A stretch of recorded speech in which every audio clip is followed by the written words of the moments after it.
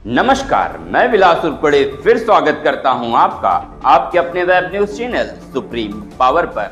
दोस्तों, हम आपके लिए नित्य प्रतिदिन ऐसी ही न्यूज प्रकाशित करते रहे, इसके लिए आप हमारे न्यूज वीडियो को लाइक जरूर करें और चैनल पर वीडियो जब देखते हैं तो कमेंट कर हमें अपने सुझाव और अपने विचार जरूर साझा करें। चलिए शुरुआत करते हैं आज की सुप्रीम पावर की ताजा तरीन खबर की। खबर महाराष्ट्र के गोंदिया से। कोरोना अन्य महामारी में जान हथेली पर रखने वाले नगर परिषद कर्मचारी शासन की नई सरकार बोल रही। विभिन्न मांगों हेतु 4 सितंबर से अनिश्चितकालीन आंदोलन। गोंदिया महाराष्ट्र राज्य नगर परिषद संवर्ग अधिकारी संगठन द्वारा विविध मांगों हेतु, जिसमें 2005 से अभी तक निवृत्ति वेतन लागू नहीं होना, पुरानी पेंशन बंद कर दी गई, कर्मचारी शासन के पुरानी पेंशन लागू कर विभिन्न प्रलंबित मांगे नहीं तो 4 सितंबर से संपूर्ण नगर परिषद का कामकाज ठप होकर निश्चितकालीन ताला ठोको अभियान होगा, ऐसा प्रेस वार्ता में कहा गया। इस अवसर पर गजानन गाटकी ने, राजेश सवालाखे, सुरेंद्र उइके, अमित खंडेलवाल, मुकेश सेंडे के कर्मचारी उपस्थित थे। महाराष्ट्र गोंदिया से सतीश पारधी की रिपोर्ट। जिल्हाध्यक्ष संघटनेच्या मागण्याच्या बाबतीत आपला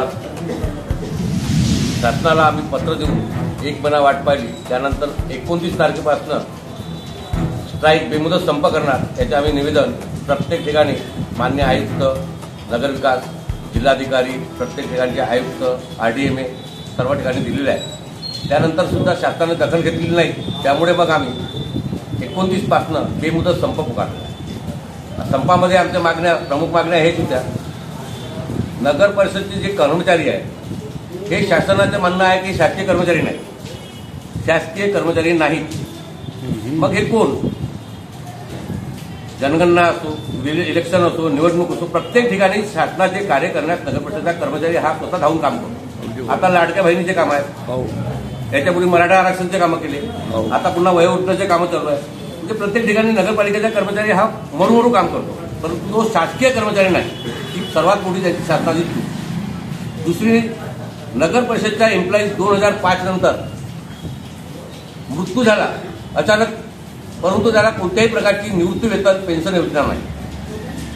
शासनाने म्हटलं का यांना NPS लागू केलं, NPSचं लागू केलं हे शासन कागदावर ठेवलेलं आहे। अजूनपर्यंत कोणत्याही कर्मचाऱ्याला शासनाकडनं NPSचा नंबर, त्यांचं सेवार्थ ID कोणतेही मिळालेलं नाही आणि कोणत्याच कर्मचाऱ्याला निवृत्ती वेतन सुद्धा मिळत नाही। 2005 नंतर बरेच लोक मेलेले आहेत, परंतु त्यांना शासनाचा कोणत्याच निवृत्ती वेतनाचा लाभ मिळाला नाही। तिसरी गोष्ट, कर्मचाऱ्यांकरता महसूल विभाग असो, तुमचा जिल्हा परिषद असो, यांना 10 वर्षानंतर एक टप्पा, 20 वर्षानंतर दुसरा टप्पा, 30 वर्षानंतर तिसरा टप्पा, म्हणजे त्याची सेवा जशी जशी होईल त्यांना टप्प्यामध्ये त्यांना प्रमोशन नाही, स्केल वाढते। नगर परिषदला हा सुद्धा लागू नाही।